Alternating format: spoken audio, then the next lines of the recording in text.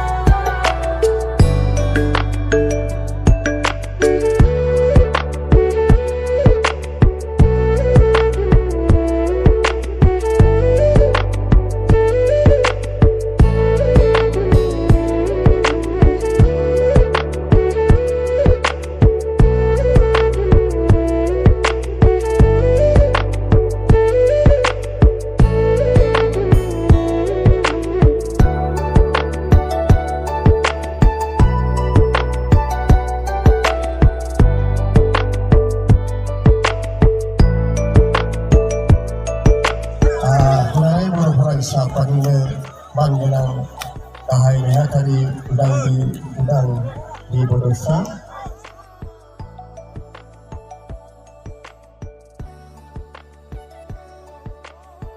थांगासिनो हानजा मोसानाय नायनो सनापुरनि होनदों नामा सनापुरनि नामानि हानजा मोसानाय नोंथांमोना नायलांबाय थाबानो जाबाय जास्ट जों थांगासिनो आरोना लाइनाव दं आरोना हानजा मोसानाय नायनो जों थांगासिनो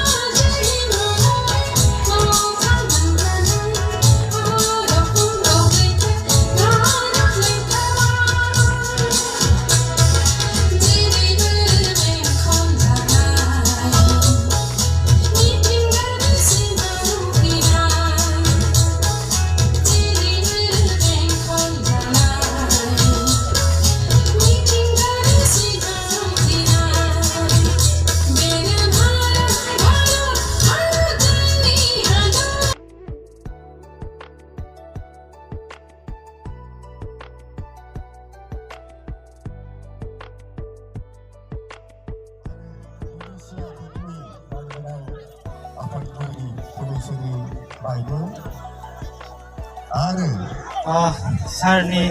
बिफां फुलि गायनायाव आं दै लुना होबाय नेहाथारि वान अफ दा सेक्रेटारि गासिबो हिनजाव मानसिखौ जुदि बेखौ होजोबबायब्ला हौवाया मा मावगोन साख्रि बा साख्रि मास्टार बा मास्टार बे मोनसेल' न'खरा सोलिनाय नङा फिक्स खालामना लानो नाङा जों हौवायाबोथ' मन्दिराव हाबनो हायोना हाया होमबा जोंबो न'आव थाबा मन्दिराव हाबो आंबो मालाबा माने एकदम बानानैबाबो ओंखाम सङो मालाबा आरो ओंखाम संनाय एकदम मोजां मोना आरो बेगावनो जुदि 500 लायोबा आरो बेखौ माला खालामो दे